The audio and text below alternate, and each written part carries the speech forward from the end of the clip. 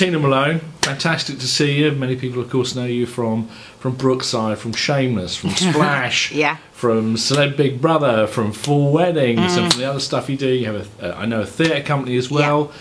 You're a producer, a director, a writer. You've got a book coming out, and in the midst of all that, no driving licence. I know. It's quite funny, really, because my father had a car when I was at school before anybody did. He had a Zephyr.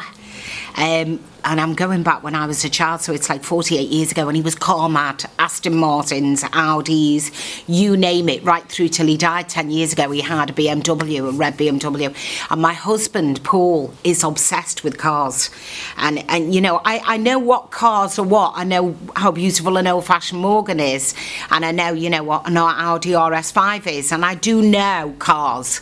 But I couldn't tell you whether the engine's in the back or the front. And I've never, ever had a clue how a manual works. I know not a manual. I don't know how an automatic works. I know when I learnt to drive 25 years ago, well, I had 3 lessons. It was the H with the gear stick. It's okay, it still is. Oh, is it? Yeah, still the H. It's not changed. And there's still 5 gears in a car. So, yeah, and the reason... 6 gears now. Or 6 or 5. Oh, right. Yeah. Well, I first got into a car. I'm 50 now. And I first got into a car at 17. My brother drives, my mother drives, my sister drives, everybody in the family drives, bar me. And I've always had a driver. I've been 25 years in the business, and even since Brookside, where I did 5 years, I left 18 years ago. In 25 years, I've only had 10 months unemployment. So, you know, doing Dinner Ladies, Harry Enfield, and the last 3 or 4 years, obviously I've done Celebrity Big Brother, Come Dine With Me, 4 weddings, 2 of which I won. I've never needed to drive because a lot of my work's been in London, and then we moved to Manchester kind of 7 years ago because you have a driver for Shameless. And so I've never really needed one because my husband, my brother, my father, my mother, everybody drives. And also I'm 15 years sober, and I used to tend to drink quite a bit. So I always didn't want to be in a position where I had a licence. Was that a self-limiting thing then? That's kind of interesting. Yeah, I'm 15 years sober, February just gone. And I know, you know, I'm very aware of people driving after 1 or 2 drinks. And I'm somebody who believes you shouldn't have any drink at all when you get behind the wheels of a car. The same as you shouldn't have any drink at all when you're pregnant. That's just my kind of philosophy, my own principles. So yeah, I love cars, but now I'm going through the process of IVF, and I suddenly realised that, you know, I'd like to have one of those little Kia Dukes or a little Jeep of some kind, pink or white if I have a girl. And I love Range Rovers and Land Rovers, and I love the little Morgans, I love Beetles, and so I kind of think now is the time to learn to drive. And believe you me, if anybody can teach me to drive, they deserve a medal. Well, that brings us on to an interesting subject. I mean, first off, you've touched on... First off, congratulations on your decision to have a child at a later age. It's something I share with you. Yeah. In this instance.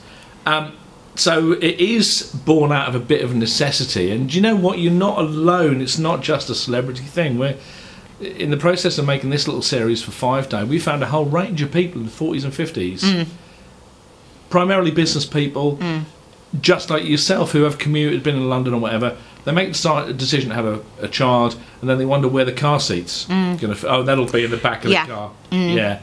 So has that been a factor for you? Yeah, I mean, my 2 nieces, 17 and 18, both recently passed their driving tests. And literally our family are very much... I have 10 godchildren. Once you're 17, that's what you do. It's it's all as automatic as going to school in my family, learning to drive. I'm the only one who doesn't.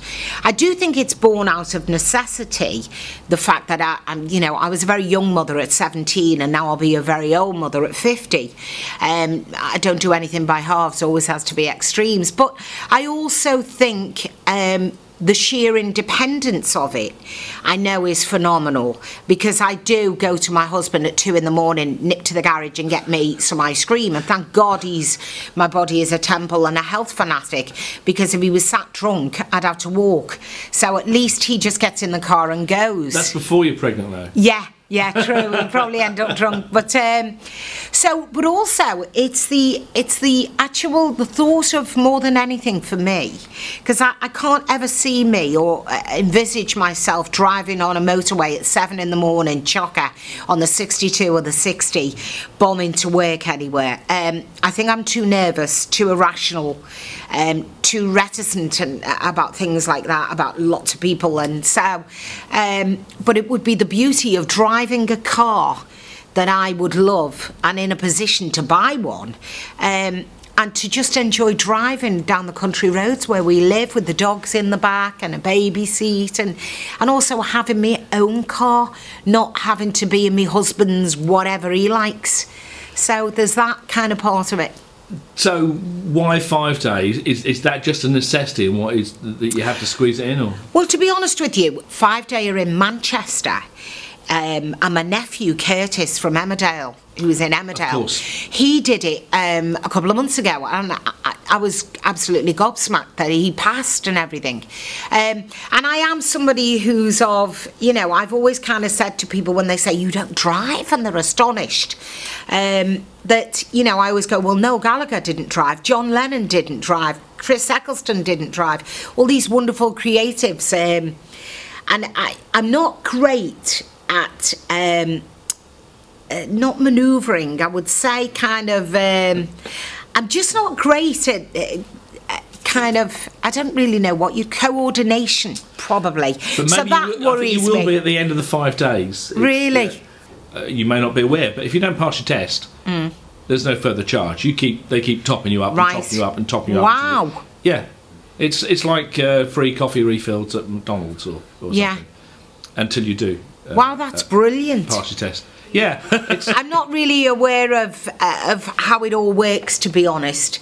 I know that you have to do theory now. When I got my provisional, you never had theory years ago. So I'm not really worried about the theory, because I have a good memory, and I guess a lot of it's common sense and being logical. It's the actual getting in the car and driving. I think, I mean, as an actor, I'm so far removed from the character I've played for the last 9 years. Me, it's unbelievable. I'm more, you know, I read Sartre and Dostoevsky, not the news of the world. And I'm very, very different. You know, life on the edge for me is my wellies and walking the dogs through Worsley Woods. I'm very different. But I think that I'm very disciplined as an actor, and yes, I can learn lines, and I've done the classics, whether it's Marlowe or Shakespeare, and I can learn speeches the night before. I've done more hours in Shameless in the last 3 years than any other actor in the show. That's a fact. I work longer hours, and I also get more amendments the day before, because the producers know I can deliver the goods, and that I will also be on my game. So my OCD and my bipolar and my kind of extreme personality comes into my discipline in a workplace. So when I start my course on the 20th of May, believe you me, as nervous as I am and as reticent as I am, and let's see if somebody can teach me, I'm also extremely driven, and I'm also I'm a bit of a perfectionist, and if I have to do something, I have to do it. And I always said I would drive at 50. So I'm 50 2 months ago. So I've got to do it now. Now hang on, which is...